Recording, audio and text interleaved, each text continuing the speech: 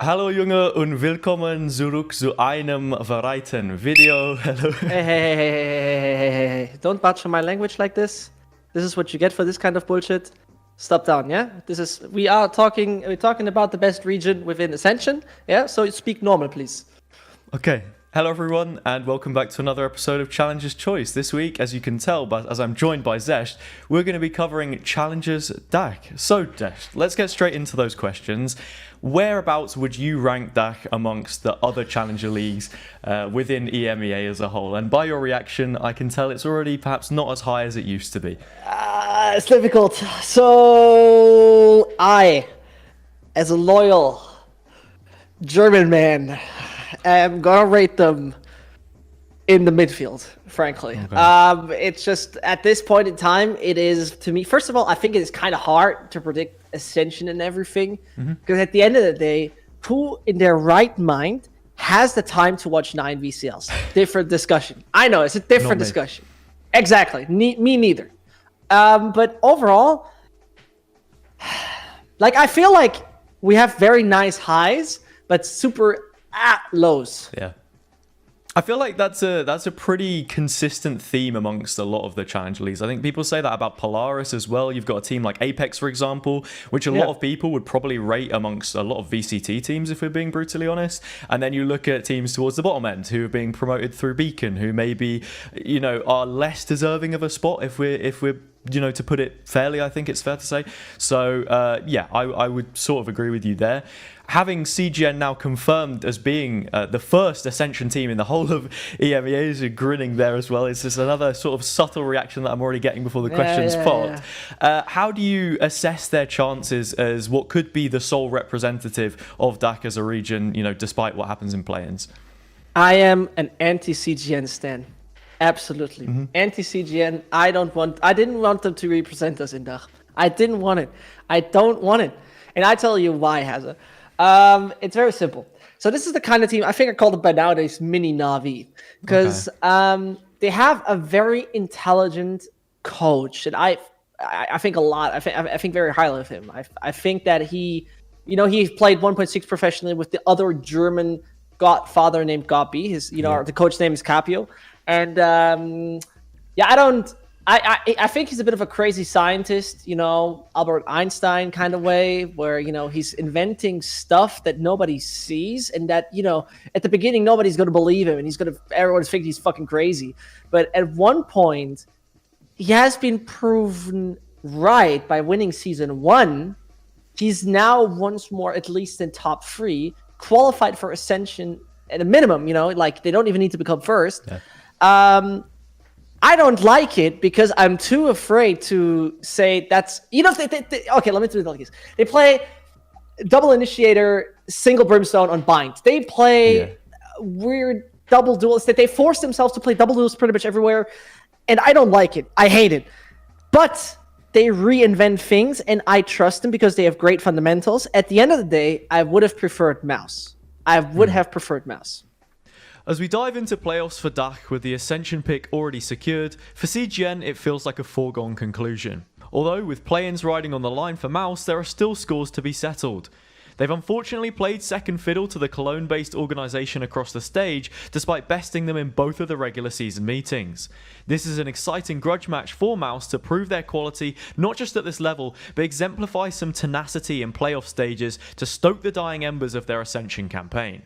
The first of the 2 rosters we're going to take a look at is MOUZ. They are made up of Valorant, Obnox, Muri, Filu and Illuri. Valorant was a huge signing for Challenger's DACH. He first put pen to paper for MOUZ back in early 2022 from Team Heretics and has stayed here since. He's a strong, mechanically capable player with the highest rating on VLR of any Sentinel at 1.2.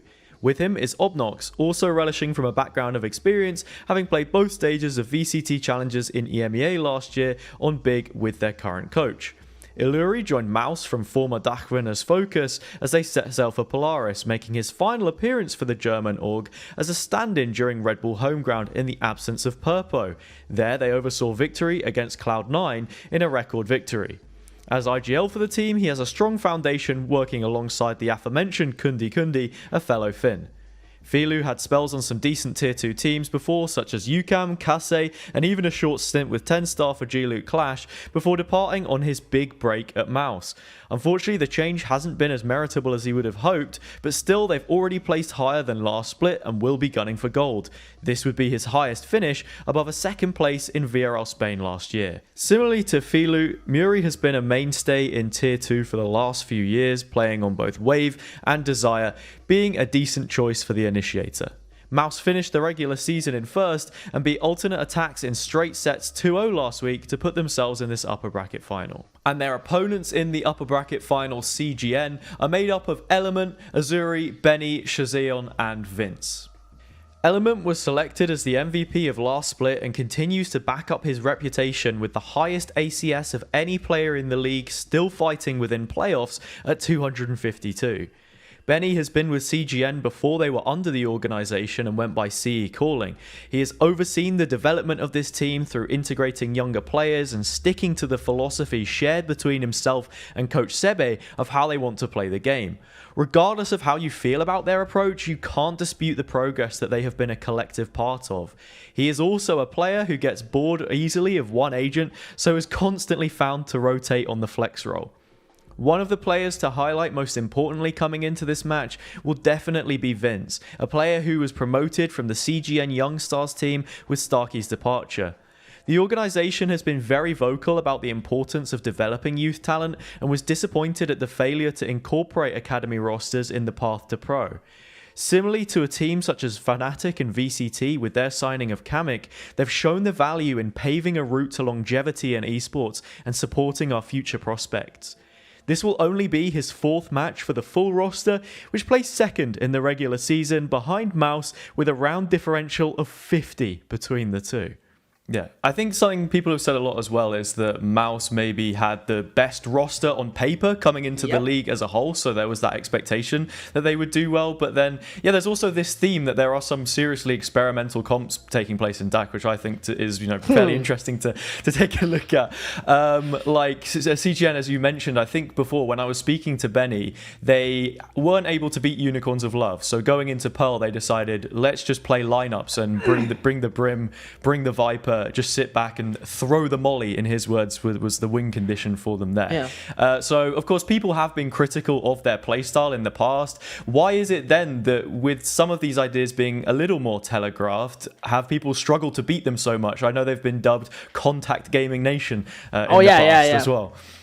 Yeah, they are contact gaming. There's a variety of reasons. First of all, I think you don't prac against those compositions. That's the first thing. Second of all, they have individually good players. Elllement is, I would say, top 2, if not the best aimer of the entire league. They have, I actually mean it. They have, I would say, together with MOUZ, or if not better fundamentals than MOUZ. Like they sit down and talk about how to approach things by watching a VOD, and actually they make sure that they're all on the same page, so they don't have to reiterate the situation once you're in the official. I think this is really what gets them one step ahead. They are sometimes overheating, but this is what really gets them one step ahead. And yeah, I think they found their own play style, which is making it also weird. And I also think that a lot of DACH teams struggle because they're simply not good enough on every single level. Mechanically, tactically, fundamentally. Only the likes of MOUZ is, in my eyes, capable of beating that team. Yeah, speaking about MOUZ then, being the contrary, of course, of CGN, they seem to have done really well in the regular season for the last 2 splits, but then had some sudden drop-off of form in the playoffs. Is there any reasoning you might have behind this, or is it simply just struggling under pressure? Yeah, it's very simple. During the 2022 season, MOUZ signed a multi-million-dollar contract with Connect 4. So they always had to become 4th, basically, to keep that partnership and keep that sponsorship, keep that brand placement up. Seems like that contract has absolutely been demolished this time around, because they are at least 3rd by now, which is great. They were always, I don't know why they were always 4th. I wish I could give you a reasonable answer. I can't. I genuinely can't. I think they crumble under pressure. It's not even that it's not even the same players that play in that team outside of VALORANT all those splits before.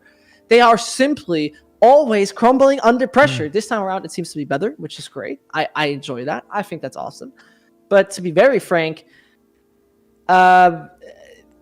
It's that big buzz analyst buzzword pressure kind of thing that they always fumbled with. There's no other thing that I could think of, because they're on paper, to me, the best team in the league. For this week's head-to-head, it's the duelist matchup of Filu versus Elllement. While it's often easy for the fraggers to dominate the headlines, this matchup is a little off-kilter. Filu has already shown us his Yoru once, and with Bind expected to filter into the veto with the latest rotation in full swing, it would be great to see this once again. He's a duelist player which has shown a lot of depth so far, while playing Jet 63% of the time, also proving capable on Raze and Sage to help pad out the rest of the team.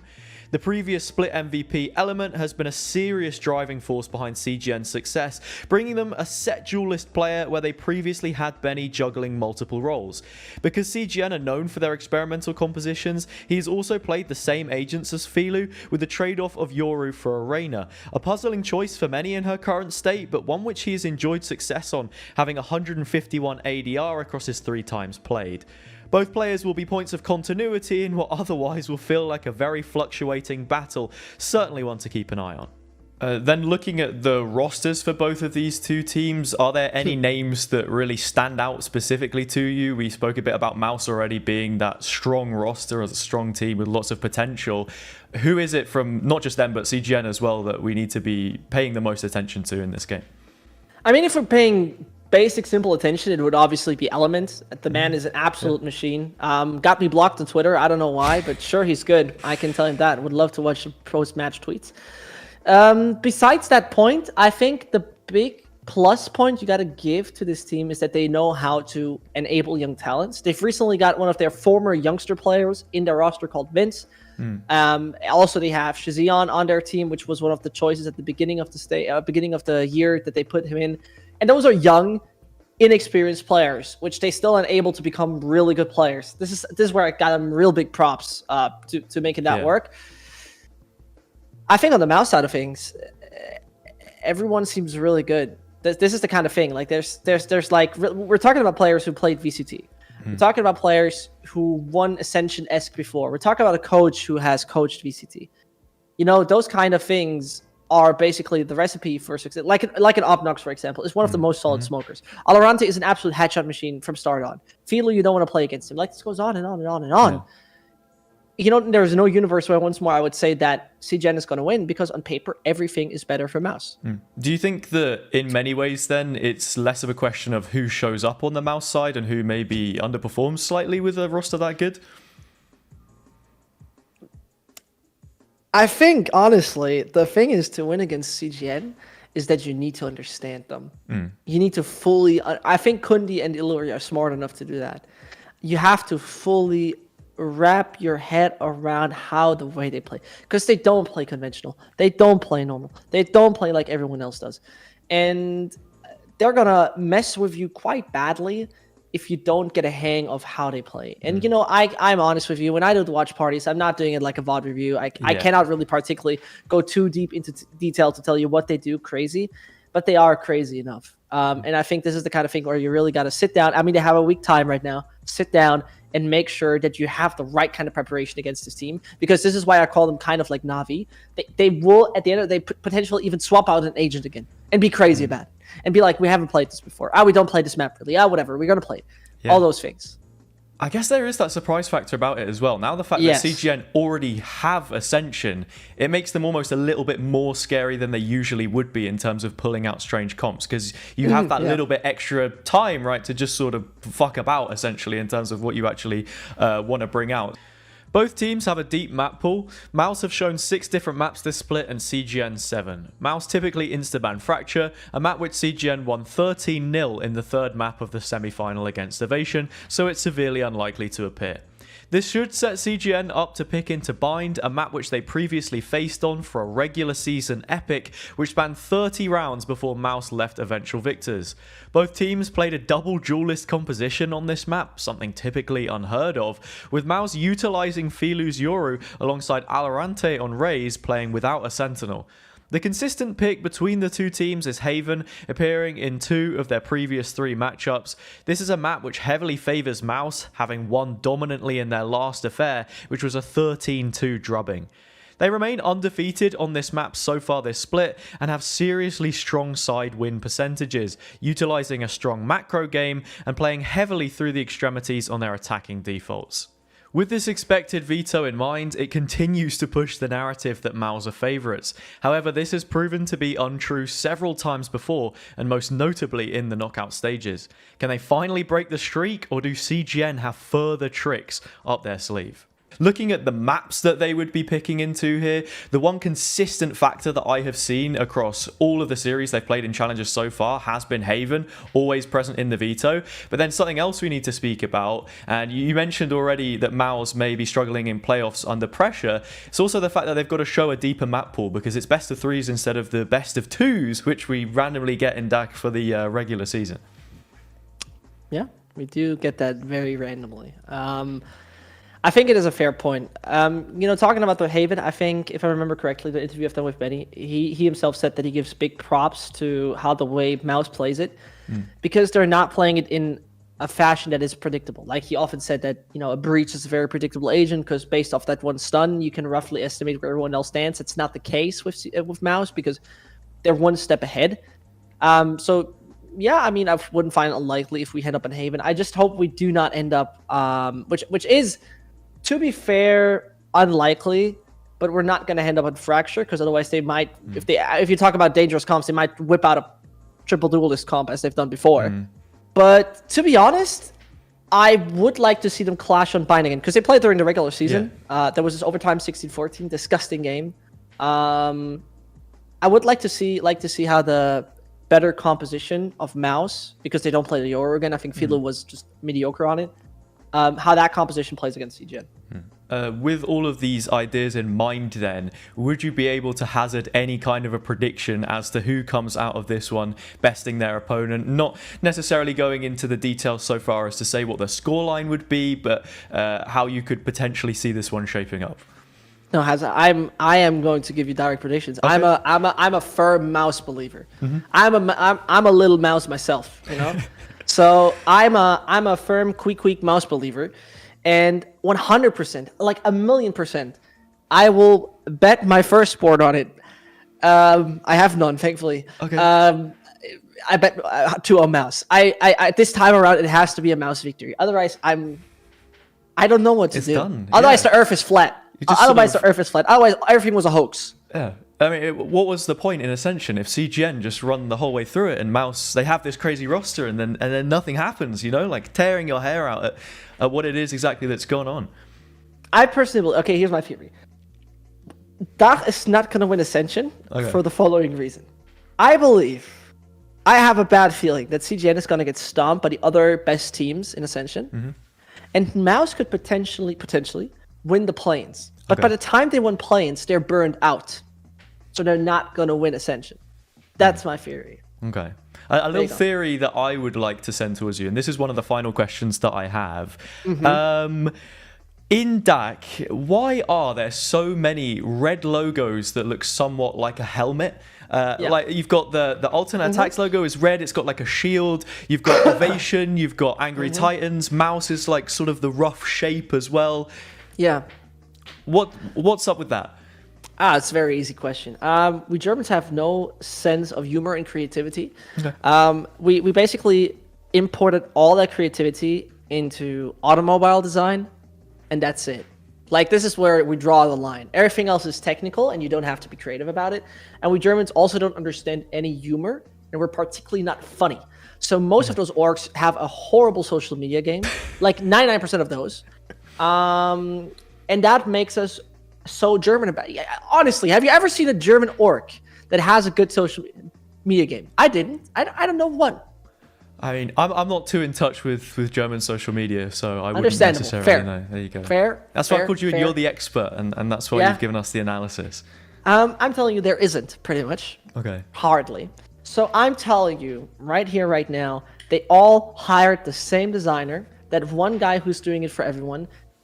And MOUZ had one of the worst rebrands of the century. Yeah, that is very true. That is very true. Yeah. I remember that sticker from one of the old CS majors on like an AWP red line. It looked quite nice. You know, you could match it well. But yeah, the new one is just like a weird sort of rectangle that's like fallen into... Well, not a rectangle because it's got more sides than that. But I think you get the point that I'm trying to make.